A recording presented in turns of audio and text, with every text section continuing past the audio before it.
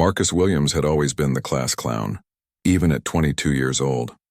Standing in line at the courthouse that Tuesday morning, he couldn't help but notice the stern-faced security guard with the most impressive mustache he'd ever seen.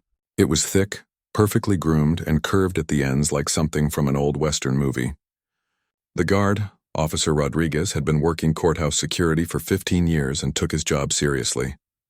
Marcus was there for a simple traffic violation hearing. Nothing major.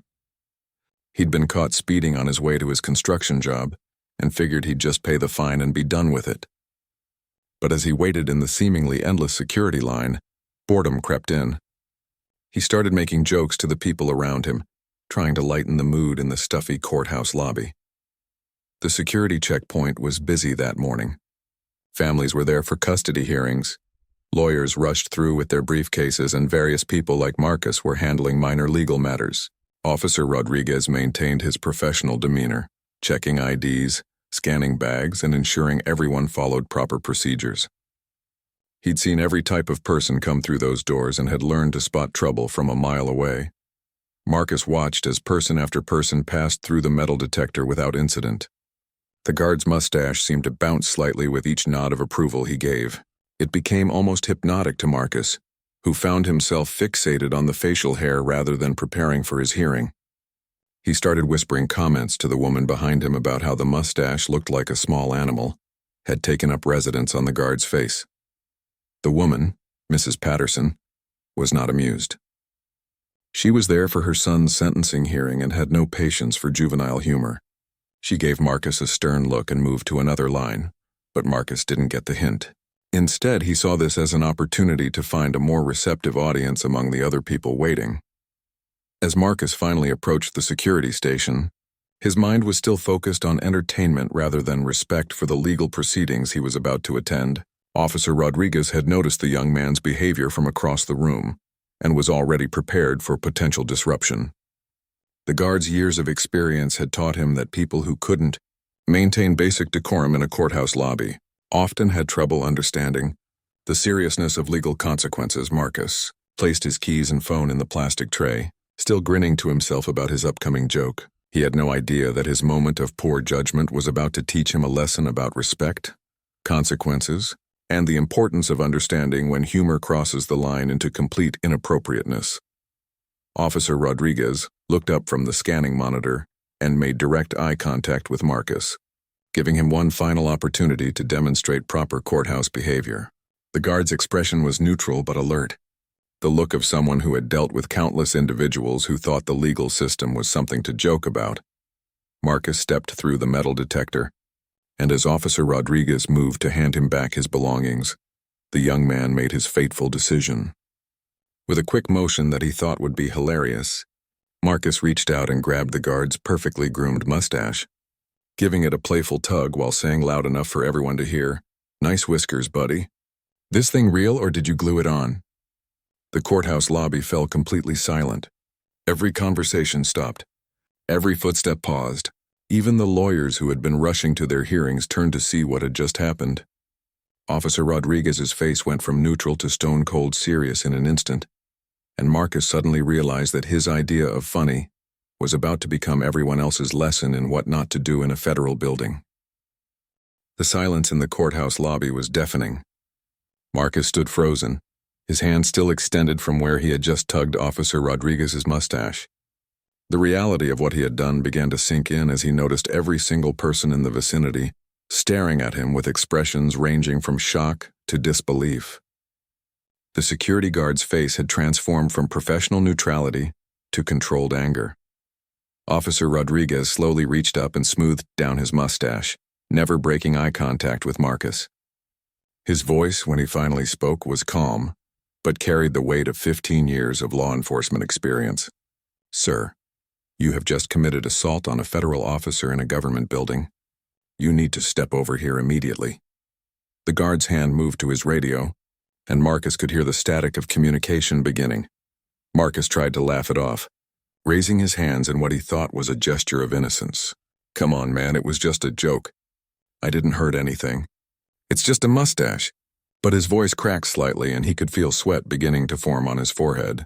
The other people in line were backing away from him, creating a clear circle of space around the unfolding situation. Two additional security officers appeared seemingly from nowhere.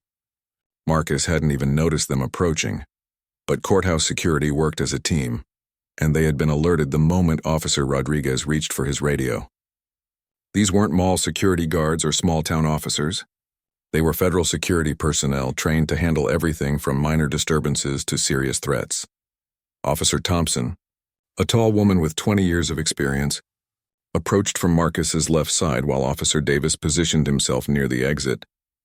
They had done this dance many times before with people who thought courthouse rules didn't apply to them. Marcus began to realize that his simple traffic violation hearing had just become something much more serious. "I need you to place your hands behind your back," Officer Rodriguez instructed, pulling out a pair of handcuffs. The metal gleamed under the courthouse's fluorescent lights, and Marcus felt his stomach drop. This wasn't how his morning was supposed to go. He had planned to pay his speeding ticket, maybe grab lunch afterward, and be back at the construction site by afternoon. Marcus looked around desperately for someone to support his claim that it was just harmless fun. But the faces surrounding him told a different story. Mrs. Patterson, the woman who had moved away from him earlier, was shaking her head with an expression that clearly said she had seen this coming. A businessman in an expensive suit was recording the incident on his phone, probably planning to share it on social media later. "Wait, wait, wait," Marcus pleaded, his voice now clearly showing panic. "This is ridiculous. People grab mustaches all the time. It's like shaking hands or high-fiving someone," but even as he said it, he knew how foolish it sounded. Deep down, he understood that touching a law enforcement officer without permission was serious. But his pride and embarrassment were making him double down on his mistake. Officer Rodriguez began reading Marcus his rights, while Officer Thompson gently but firmly guided his arms behind his back.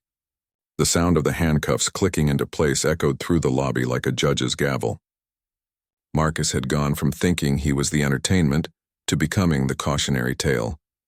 The other people waiting in line began to move through security more quietly and respectfully than they probably had in months. Seeing someone get arrested for something that started as a joke had a sobering effect on everyone present.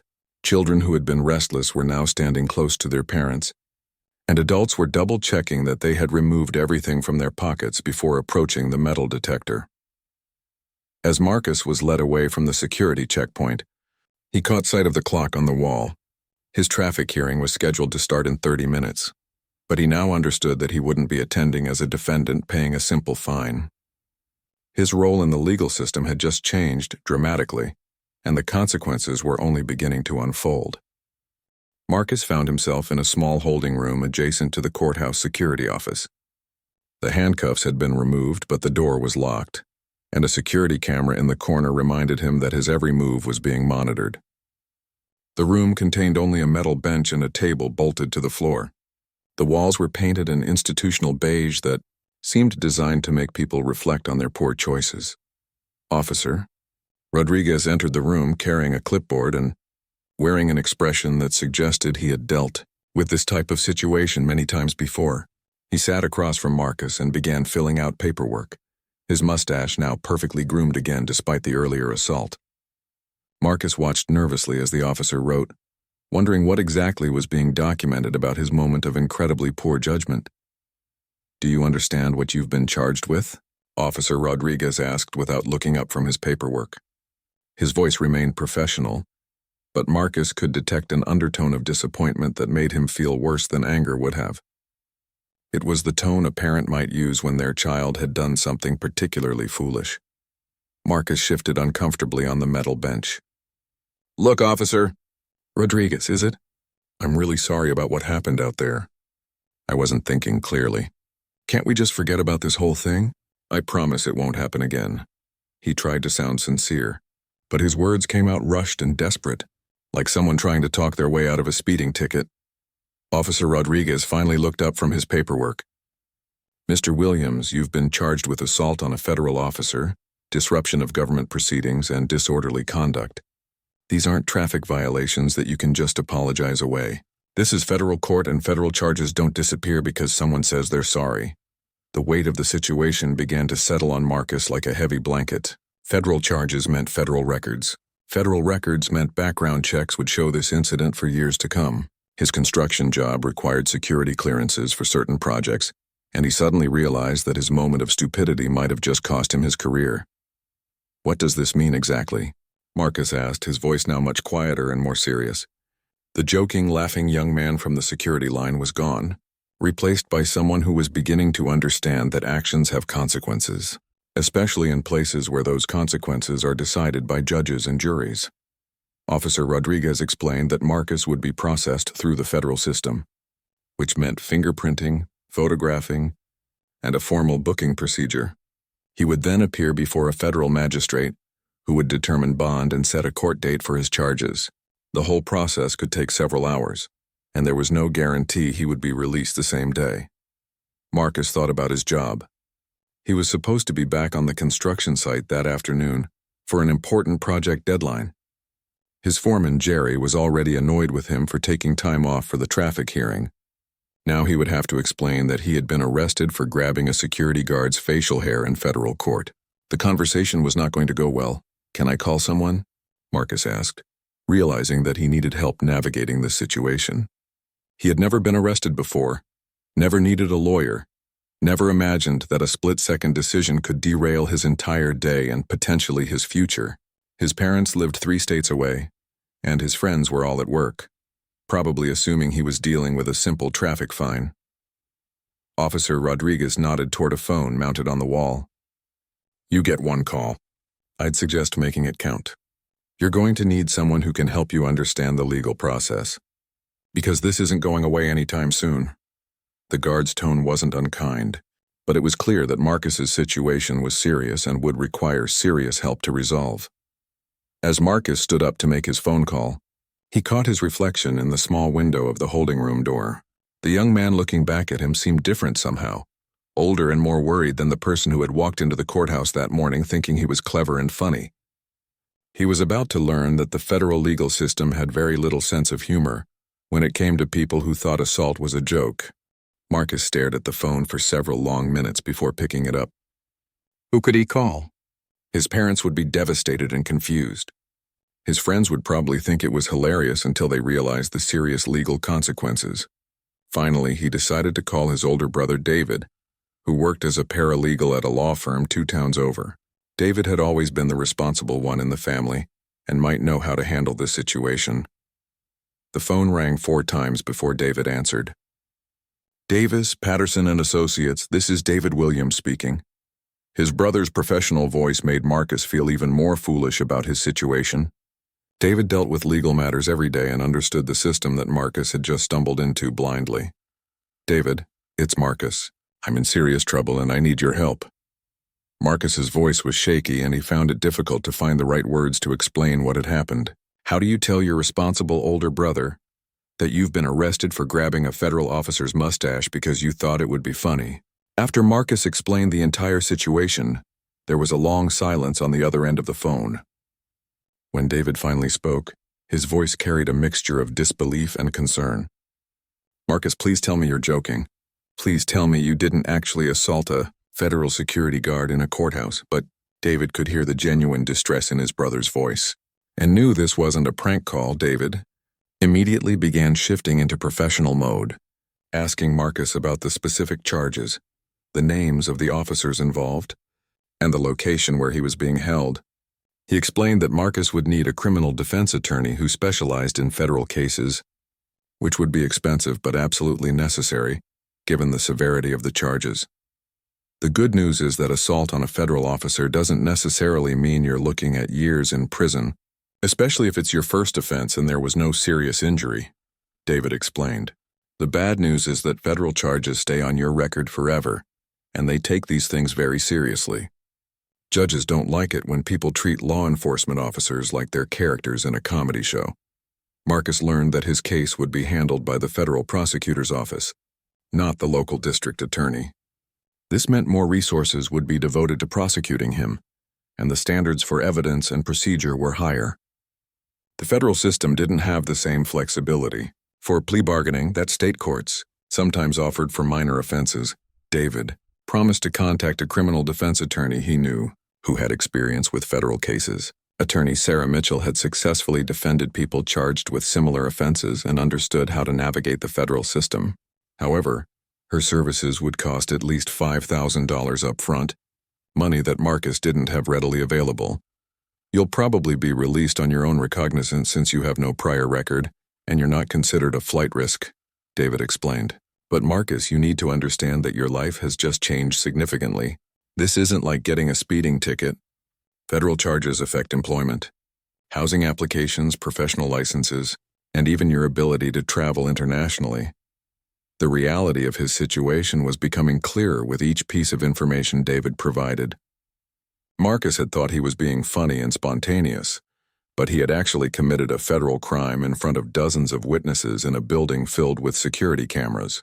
There would be no disputing what had happened or claiming it was a misunderstanding. "What should I do when they release me?" Marcus asked, feeling overwhelmed by the legal process that lay ahead of him. David advised him to remain completely silent about the case except when speaking with his attorney. No social media posts, no jokes with friends, no attempts to contact Officer Rodriguez or anyone else involved in the incident. "The most important thing right now is to take this seriously," David emphasized. "I know this started as what you thought was a harmless joke, but the federal government doesn't see it that way.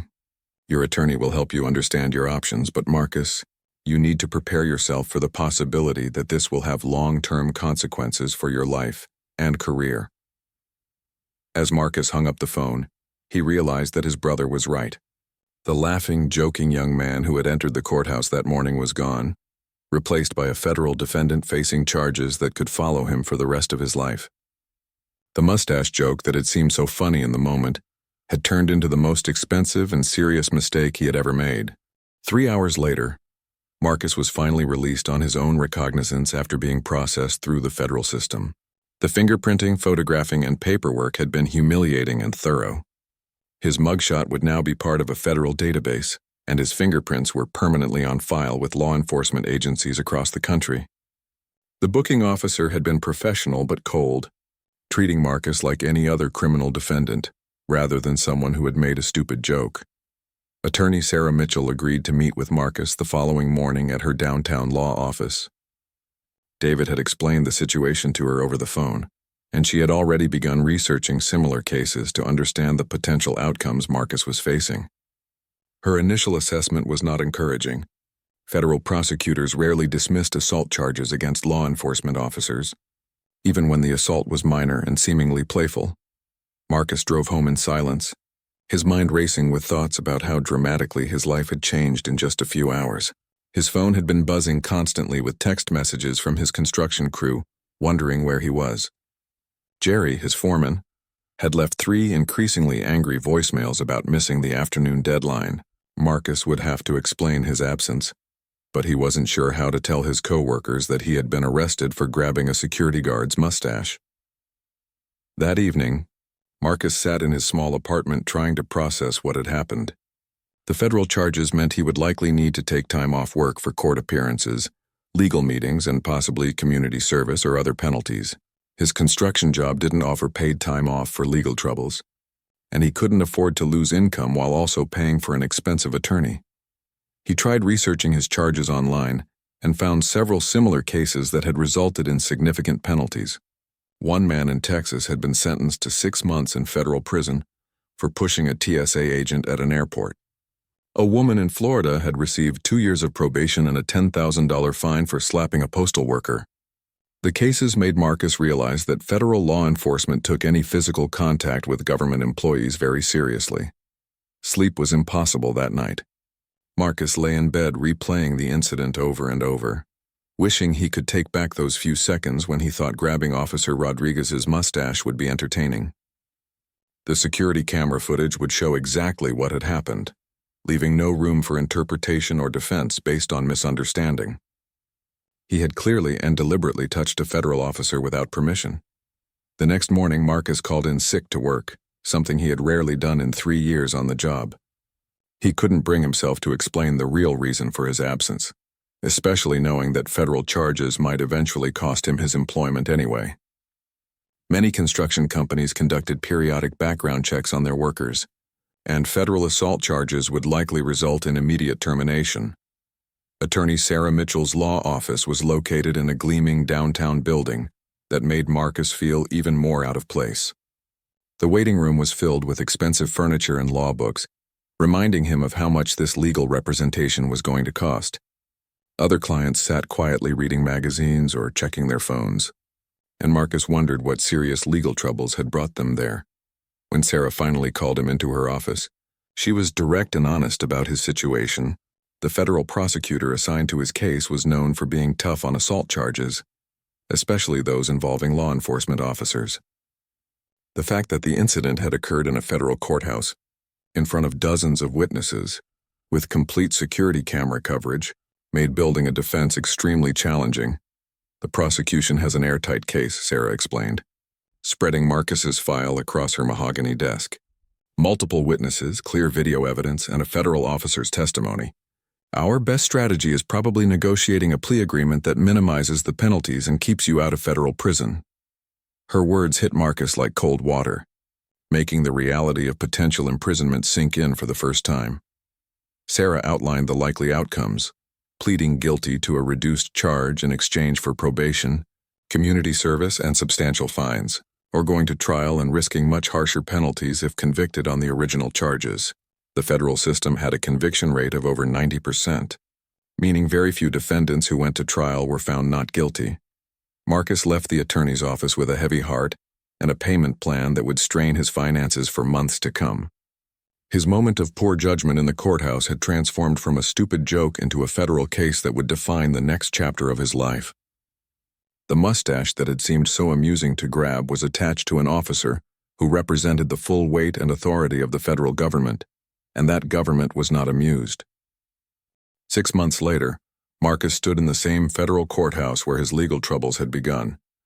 But this time he was dressed in his best suit and accompanied by attorney Sarah Mitchell. The plea agreement had been finalized after weeks of negotiations with the federal prosecutor's office. Marcus would plead guilty to a reduced charge of disorderly conduct in exchange for 18 months of supervised probation, 200 hours of community service, and a $5,000 fine. The federal magistrate who accepted Marcus's guilty plea was stern but fair, emphasizing that physical contact with law enforcement officers was a serious matter, regardless of the defendant's intentions.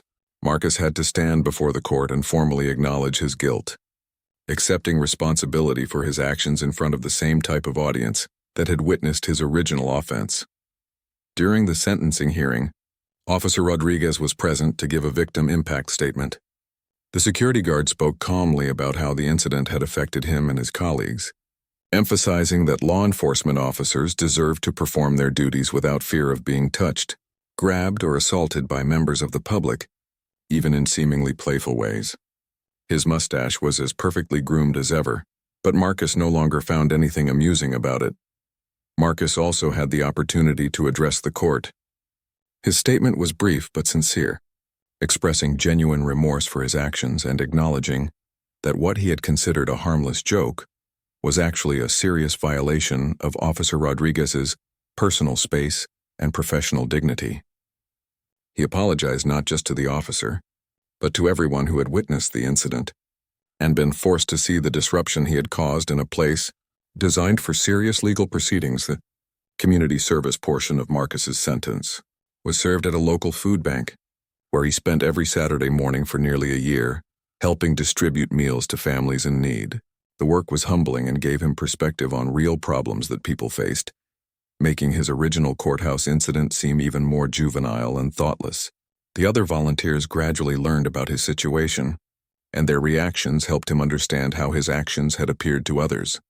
Marcus's construction job had indeed been terminated once his employer learned about the federal charges.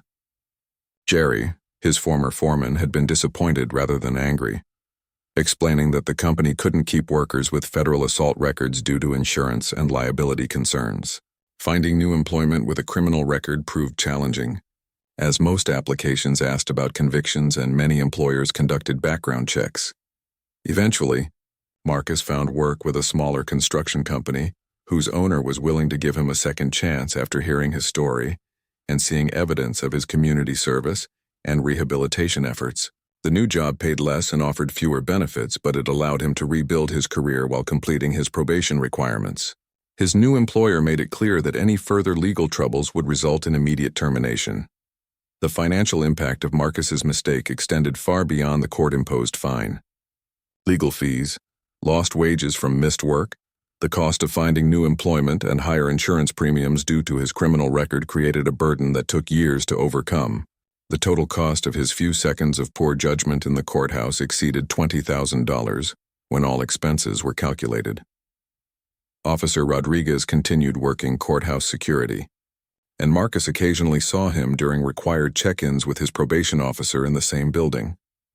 The two men would nod politely to each other, but they never spoke again. The security guard's professional demeanor never changed, and Marcus understood that the officer was simply doing his job both on the day of the incident and in the months that followed. The experience fundamentally changed how Marcus viewed humor, respect, and consequences. He learned that funny and appropriate were not the same thing, especially in settings where serious business was being conducted. The federal courthouse was not a comedy club, and law enforcement officers were not performers there for his entertainment. His moment of thinking he was funny had taught him that some jokes come with penalties that last much longer than the laughter they might have generated. Marcus completed his probation successfully and eventually rebuilt his life, but the federal conviction remained on his record permanently. Years later, he would occasionally tell the story as a cautionary tale to younger people about thinking before acting and understanding that every action has consequences, especially when those actions involve people in positions of authority.